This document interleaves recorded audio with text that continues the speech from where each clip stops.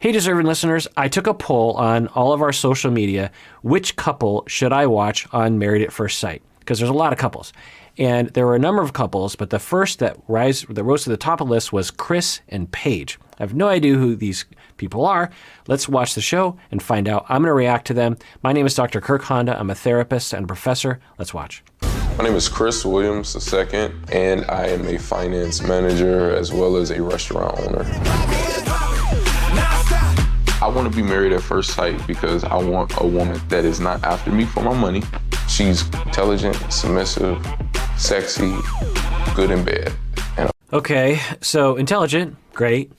Good in bed, all right. Sexy, okay. But submissive, you're looking for someone who is submissive. You know, what does that mean? It usually doesn't mean good things. Usually means that you're looking for someone who will do whatever you say. Most people like to have some say in what their life looks like. So, I don't know. We'll give him the benefit of the doubt. Who knows what he means by that? I'm guessing if you're watching this right now, you've seen how this plays out. I don't know how it plays out. I'm just going to take a guess and say that that submissive thing is going to come up again. A life without those things would be a sad Christopher with blue balls. I want a max of 7 kids. Your last name is your brand.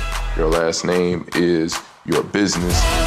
Okay, so on one hand, that is a very unusual way of looking at life. Your last name is your brand, and thus you need a lot of children to spread your marketing brand. All right, I don't know how that would play out exactly, or if the children would benefit or disbenefit from that attitude. On the other hand, it is totally normal for a lot of people from various cultures, including mainstream American culture, to consider the family name as being very important. And having children that will carry on your legacy is something that a lot of people hold as a value for them. Okay. But we're starting to see some themes here. He refers to himself in the third person, and he is interested in sexuality and submissiveness. He wants to have a lot of kids so he can spread his brand, and he's very interested in how he comes across to people. I don't know if we're edging towards some pathology, but let's continue watching.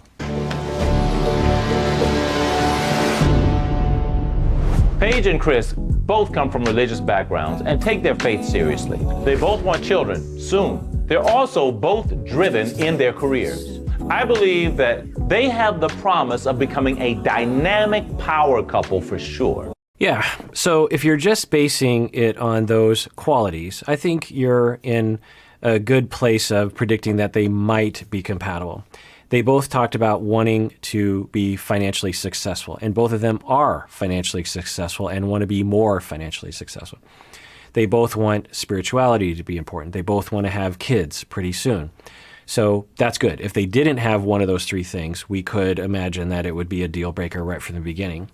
I did a whole episode on how you can predict matchmaking. I think the episode was about matchmaking. Go to my website. It's an audio episode. You can find it on YouTube as well. Anyway, there is a lot of research looking into how can we predict if two people are going to be attracted to each other and if two people are going to stay together, compatible in a relationship. But you need those two dimensions, because if they are compatible with each other but they're not attracted to each other in the beginning, then it's not likely to work. If they're attracted to each other in the beginning, but they don't actually work out long-term in a relationship, then we're not looking at a long-term relationship. You need both of those things. You need people to be like, oh, I think I want to date that person, and then the relationship has to succeed.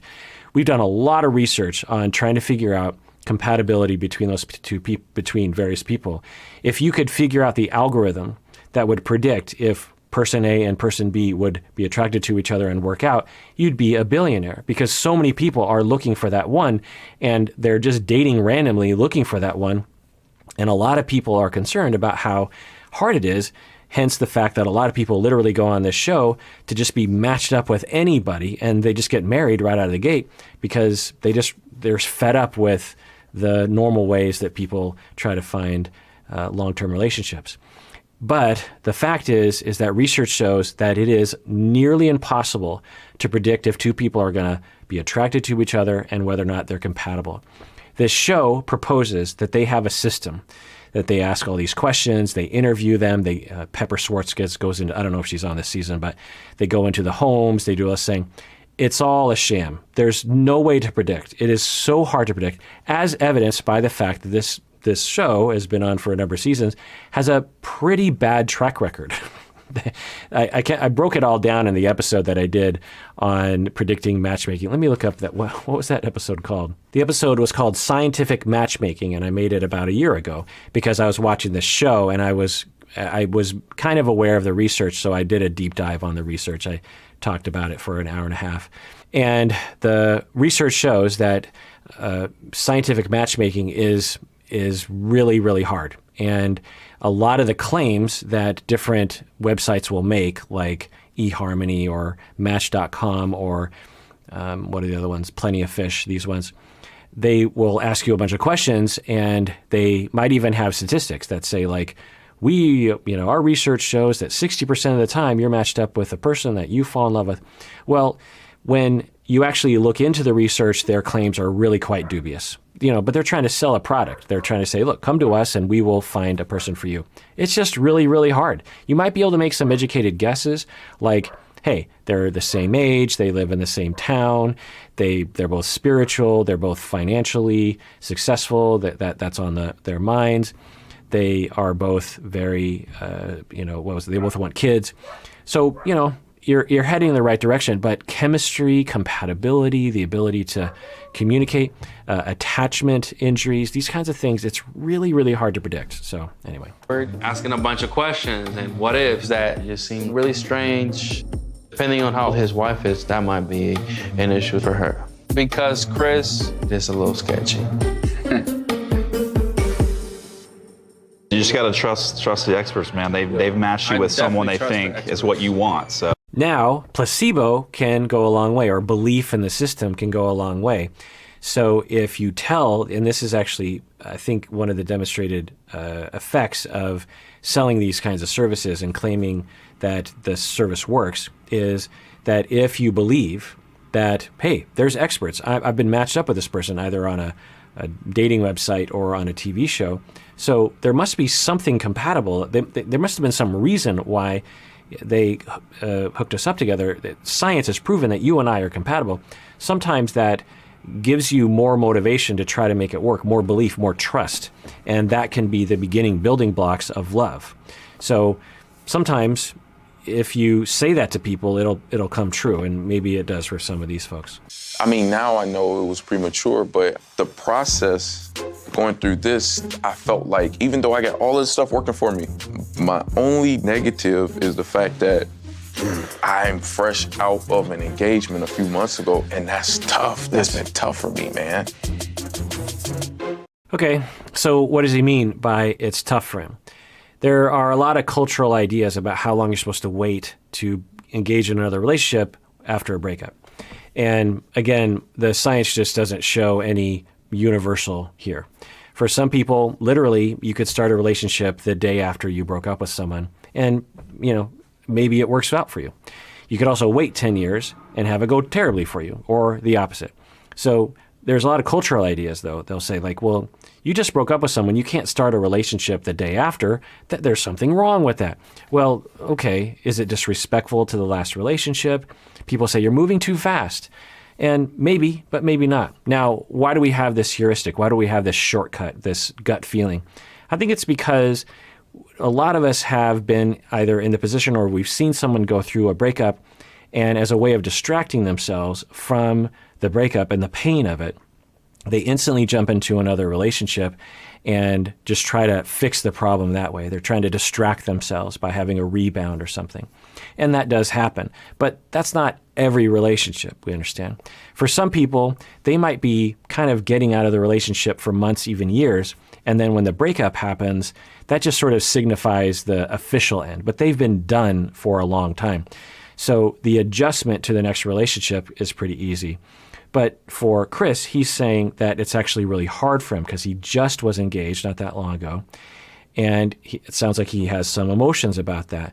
Now, it doesn't mean that's a disaster if he's getting married in like 5 days or something. It doesn't mean that's automatically a disaster, but it doesn't mean you just have to pay attention to it. It's not going to be tempting, but I am considering, even though we're married, and I've been waiting for this day, that I may not have sex with her the first time that we meet, first on the honeymoon. Okay, if that's your plan, that's totally fine. There's nothing wrong with that. In fact, I would think that would be completely rational. You just met that person, and to date them essentially on the first date, they get married, they see each other for the first time, they get married, and then that night they're whisked away to a honeymoon place. For them to say, I don't know if I'm into having sex with this person yet, that makes total sense. You're essentially saying, I don't know if I want to have sex on the first date. I think that's totally fine. So it's also fine if you want to go for it and have sex if both people are consenting. So what he's saying is, I want to get to know the person a little bit better before we have sex. If we have sex, it kind of clouds the judgment a little bit. Yeah, maybe. But for him, he's saying that it does. And so I trust that. Let's see how it goes. She will be. You have no choice, bro. You have no choice. I am 100% looking for love, not lust. But at the same time, I do believe that I've been called and I was born to be a father and to reproduce myself. And I am definitely ready to have sex with my wife. So there's that language again. I believe that my mission in life is to reproduce myself. It's a different way of putting it, right? Rather than I want to raise happy kids. I want to love children. I want children to experience the world. I want to experience the world through their eyes. I want to give to my children. I want to have a happy family. That's not what he's saying. He's saying, I want to reproduce myself. We're seeing themes here. I don't know what to say about it yet, but let's note it and continue watching. When we talk about a wife, you talk about somebody who you're going into covenant with, somebody who's going to have your children, share your legacy, your last name. And I think a large part of you moving forward in relationships is self-control of over your body and flesh. You don't want somebody that's with you just because you're handsome, just because you. All right, well, that does it for that episode of Psychology in Seattle. Everyone out there, please take care of yourself because you deserve it. You really, really do.